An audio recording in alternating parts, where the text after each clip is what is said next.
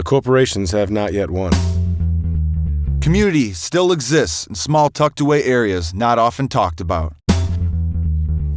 Artists and businesses beginning to thrive in places thought to be defeated.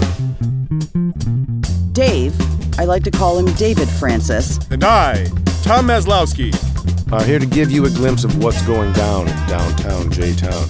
We're going to be interviewing all of our favorite musicians, Artists and business owners that give every ounce of themselves into what they do. What's going down downtown J-Town, downtown J-Town around? What's going down downtown J-Town? What's going down downtown J-Town? What's going down downtown J-Town, downtown J-Town all around? Welcome to What's Going Down in Downtown J-Town. I am your host, Tom Maslowski, and with me as always is my co-host, David J. Francis.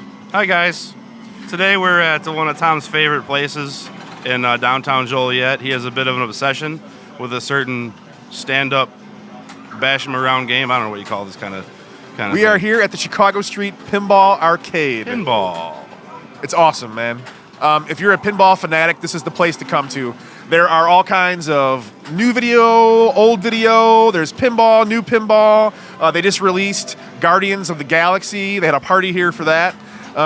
Speaking of which, you can rent this joint out for parties. Bring your own food, your own beer. We've had some good times here. Yeah, they also do contests on once a month. Yeah. You can sign up. They pick a few games. Whoever gets the highest cumulative score of the games wins the prize, dependent on how many people enter. So more people come out, bigger prizes. Yeah, and I'm usually in first place the very first day, and then Until after that, I beat him. He's won one time, and it was a fluke. It was a game fluke. It happens. You know, sun shines on a sun shines on a dog's butt every once in a while. No, it doesn't. Okay. No, and we'll prove it today because we'll walk around and play some of the machines, and I'll prove to the world that I'm a much better pinball player than Dave. I think we're going to focus more on other people, not my lack of pinball skills, as it were. If I don't get to play pinball today, I'm going to be extremely upset. Oh, we're going to play. We're going to talk to some of the customers and the locals and the management and see how they feel about this wonderful little nook in downtown Joliet. Stay tuned. What's going down downtown J-Town, downtown J-Town all around? Downtown J-Town all around. I have with me Mark Sarnowski. He is the owner of the Chicago Street Pinball Arcade. What's up, Mark? How you doing, Tom? Hey, thanks for letting us come in here and do this and take over your place for a while. Very exciting, especially because it's something brand new you're trying. Yes, the first one ever. So, speaking of the first one ever, what was the first game of pinball that you ever played? Unfortunately, I don't remember that. I do remember playing one as a kid in some bar, someplace, and I don't remember what it was, but you'll have to fast forward much, much later to about 2003. And at lunch in Champaign, I'd go to this one restaurant that had a pinball machine in the basement, and I just started playing it. And that was Whodunit, which is actually the machine here on the floor. Not the exact same one, but it's the same machine. I love Whodunit, man, because that game is the easiest game. If you're a beginning pinball player and you come out to this arcade, it's got this really cool story mode. You get to go through the whole thing and do all these different activities. And it's almost like every time the ball drops in, they give you a free one. It's the easiest game to start off with. Very, very easy to understand and user-friendly. That's why I think I got into it. So okay, so you had one machine. They're really expensive. I happened to look into it. My wife and I love Pac-Man and Miss Pac-Man. And for our wedding, we were going to get a Pac-Man machine until we saw how much those things cost. What made you invest in all this? What made you... I mean, how many pinball machines do you own in total? Because you don't have them all here. No, there's about 35 of them on the floor right now. I probably have about 10 more on the route in Champaign and probably about another 10 in my house, and then a bunch more video games and parts. It actually started off collecting video games, probably a couple years before that, around 2001, and it just I don't know, transpired is the right word, but I kind of lost interest in video games. I love mechanical things. And computers are in pinball, modern pinball, well, 1978 to present pretty much. So that's 40 years ago now, but modern pinball has computers, it has mechanical parts, it has sounds, it has all that stuff, which is just fascinating for me to work on. Yeah, well, and I see you guys, every once in a while I'm in here pretty late, and I'll see you guys rip one of the machines open, and it's insane the amount of circuitry and mechanics, like you say, that go into just us sitting around playing pinball for me sometimes for only 30 seconds. But man, I mean, that's a ton of work. It's really insane that much goes into these pinball machines. They're wonderful pieces of work. Yeah, everyone at some point in time needs to see the underside of a pinball machine just It's to see what's awesome. underneath there, because it's crazy all the engineering and everything goes into it. And because of that, as reliable as they try to make it, things are going to wear out and break because there's so many mechanical parts. Well, yeah, right. People are beating on it and trying to hit it, do all these different things with it. I know I've caused a few problems on a couple of machines myself. And there's a steel ball going around in the playfield hitting plastic parts. Yeah. So it doesn't help. There was a brand new Star Wars machine that they had. It was one of the coolest games I think I ever played, besides the Metallica one.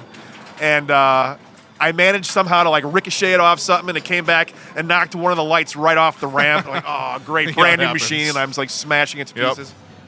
And what kind of deals are you offering here? Because I know you said you do rentals. You can rent this whole joint out, right? Yeah, that's right. Our regular deal we have with pretty much any business in downtown Joliet. I just normally say restaurants. That's why people come here. But if you go to Juliet's or Chicago Street Pub or Tin Roof or wherever happens to be, same day we're open. You come over here, show us that receipt, you get $4 off your admission. Well, that's not bad. It's a little community kind of everyone working together sort of thing. And as far as the other way around, when you pay your admission to get in here, you get one of our wristbands, and that's good next door at Tin Roof for a free domestic draft, and over at Tin Roof for something similar. I like beer. Yeah, so you can't beat that. As for party rentals, they start at $200. I mean, this whole joint for $200 is not a bad deal, considering you can play 50 different machines of pinball. There's race car games. There's Pac-Man, Joust. There's a foosball table behind us. And, you know, I really can't wait to see. There's a large area next door that could be open that would be 2 floors, 2 stages, a bar, food. I mean, Yeah, that's true. I'm kind of excited about that.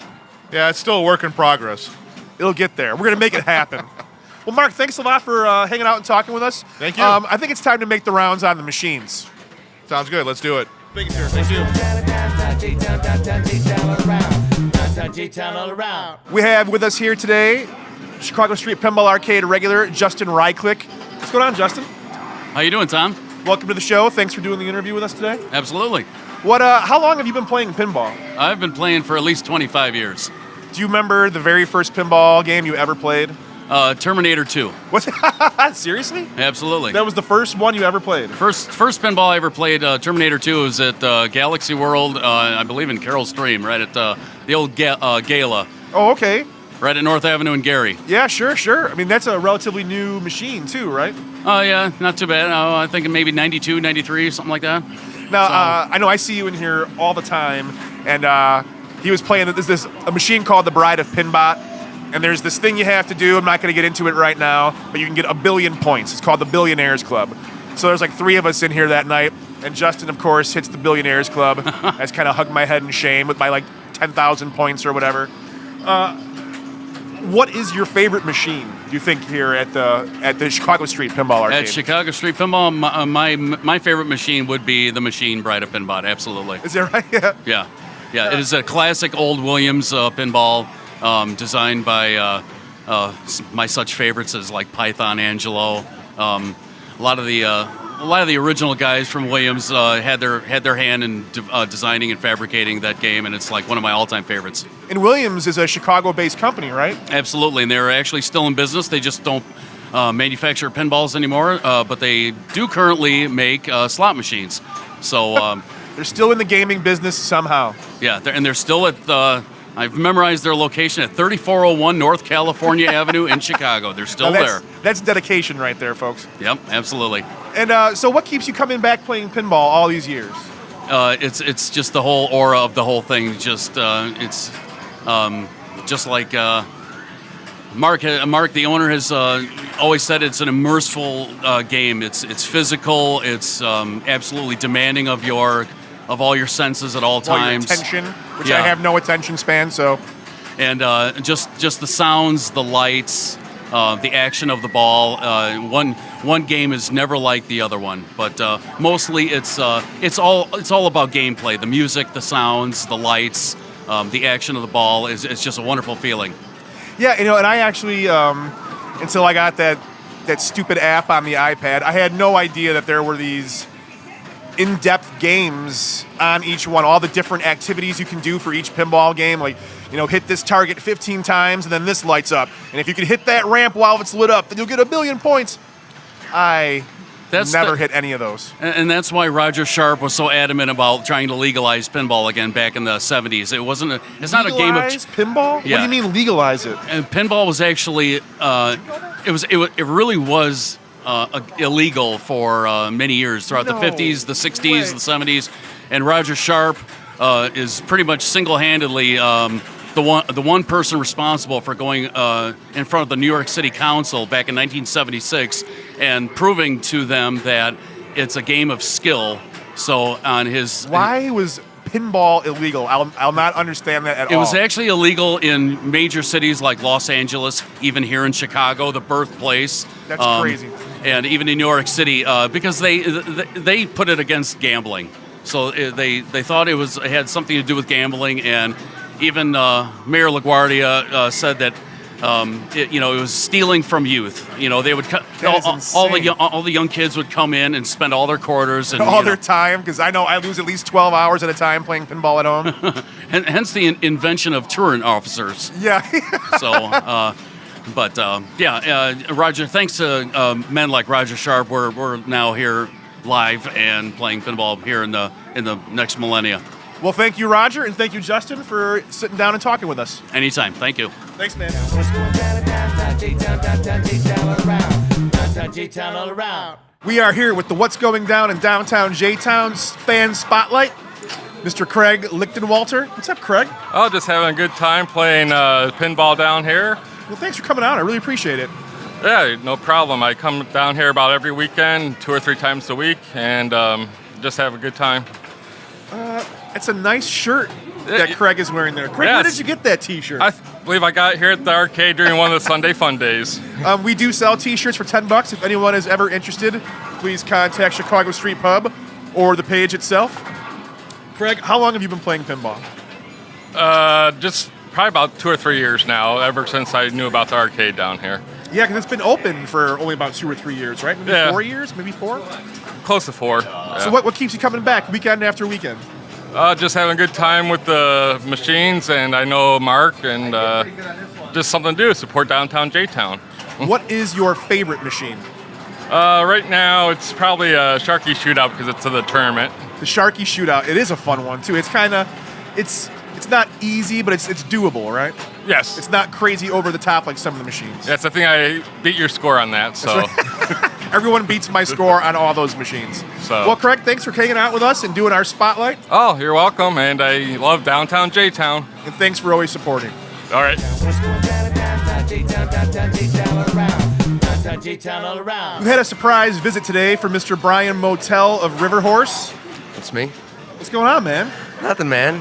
Thanks for coming out. And yeah, no problem. Absolutely. It's awesome that you're doing this, and great to see things like this going on. Absolutely. Speaking of exactly what's needed, events that are going on downtown, Brian in River Horse is going to be joining the Old Gang Orchestra, which I play bass for, on February 16th at the Rialto Square Theater for our double album release. I'm incredibly excited. It's going to be a great time. It's going to be a blast. Brian, how many songs you guys have on the new album? It's going to be 10 songs, and there one's an intro, so 9 full songs. And not bad at all. And I think it's really cool that he made some time to come out and hang out with us here, play some pinball. I think I'm probably a better pinball player than him, but yeah. We're going to take the camera around and we'll have a competition maybe. Maybe we'll bet like $300,000 each. $300,000. I got about nothing close to that left, so. I have at least 35 cents to put towards it. Okay, I could do that. All right, I'm still going to win though. I will win the 70 cents. It'll be mine. What's going down, downtown J-Town, downtown J-Town all around. Downtown J-Town all around. I am here with Adam Borner. He is a regular at Chicago Street Pinball Arcade, and he's a phenomenal pinballist, if I do say so myself. Man, what was the first pinball game you ever played? The first that I can recall playing was probably Taxi, but I know I played earlier than that. Taxi's a tough game, man. Yeah. It's a fun game, but it's really hard. Yeah. It's cool, man. You get to you shoot the ball up the different ramps, and you pick up different patrons. Dracula is one of them. Gorbachev is one of them. It's hilarious. It's an awesome game. Yeah, it's Python Angelo game. Python Angelo, who is that? That's the guy that created it? He's one of the designers, I think, Pinball, like artists. I think some of the taxi concepts were originally his. It's like kind of lighthearted spirit. Now, do you have a certain pinball maker that you're more privy to? Like, do you like Stern more or Williams more? No, pretty much every maker has at least a couple of games that I like. So, because I know we've talked at great length about a lot of different pinball games, and you have an extensive knowledge of that stuff. Yeah. How long have you been at this? I mean, like I said, I've played pinball my whole life, but I got increasingly more into it in like the last about 7 years ago now. So I've traveled all over the country and played, some large private collections, some large public collections. I mean, it's a lot of fun. I've probably played, I think, almost every game built since the late 70s. Every game? Almost. I mean, there's still a few rarities out there that I may not know of. So it'd probably be easier to list the games than that you haven't tried yet. Yeah. Give me 2 that you're dying to try. 2 that I have not played that have been made since the late 70s? Yes. Because I know you said you did play Centaur. I've played Centaur. I've played Haunted House. I've played Haunted House. I've played Haunted House's cousin, Spirit, where I've never heard of that one. Most of those went over to Germany. I played the Pinball Circus in Las Vegas. There's only 2 of those on the planet. Oh, what? Big Bang Bar. I think the original run of Big Bang Bar was only 14 games. 14 machines. Yeah. Because on average, they would make about 2,000 of each machine. Is that right? It depends. I mean, different eras have different high numbers. There's 10,000 is usually a really popular game. I see. What would you say is your all-time favorite pinball machine? I don't know if I have a favorite. It's kind of like a favorite movie. It's just right, it shuffles. So right now, what is the craziest thing you've tried? Either Orbiter 1 or Pinball Circus, I think, is the most unique pinball that I've ever played. Pinball Circus is 4 levels. 4 levels. And then Orbiter 1 is just, you'd have to see it and play it. It's an insane game. Like, the ball can go underneath your flipper and then come back up and around from it, because the game is shaped almost like a half pipe. And instead of pop bumpers, they have these things that look like pop bumpers, but they're spinners on it. That sounds like a lot of fun.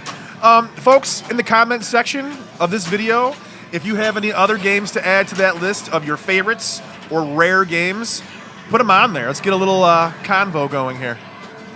Thanks a lot. No problem. Dave, I like to call him David Francis. And I, Tom Maslowski, here to give you a glimpse of what's going down in downtown J-Town. We're going to be interviewing all of our favorite musicians, artists, and business owners that give every ounce of themselves into what they do. What's going down downtown J-Town, downtown J-Town around? What's going down downtown J-Town? What's going down downtown J-Town? What's going down downtown J-Town, downtown J-Town all around? Well, thanks for hanging out with us during our first video podcast. Shall we call it videocast? I kind of like videocast. I don't know if you guys know or not, but we also have a radio show style podcast on iTunes and on YouTube and on Podbean. And Brian and Riverhorse, they actually did the first episode ever. And we had him do the outro of the song. So we'd like to say goodnight to all of you. We'd like to say thank you to Dave Francis and Sean Chaya and Jeff Dome for doing all the hard work they do to get this all going. And I'm going to make Brian do the outro to our first videocast. You want me to sing it? Wait, You what? can just say, I'm not going to sing it. You can do anything you want. You can just say goodnight. You can say Oh. thank. You can sing something. You can sing Elvis Presley. This has been another edition of What's Going Down in Downtown J-Town. I like it. Ooh, I heard it on the radio. Or YouTube. Yeah, you heard it on YouTube. Ooh, you heard it on YouTube. I saw it on a video. Yeah. Yeah, that's the official new outro. I hope you guys love it.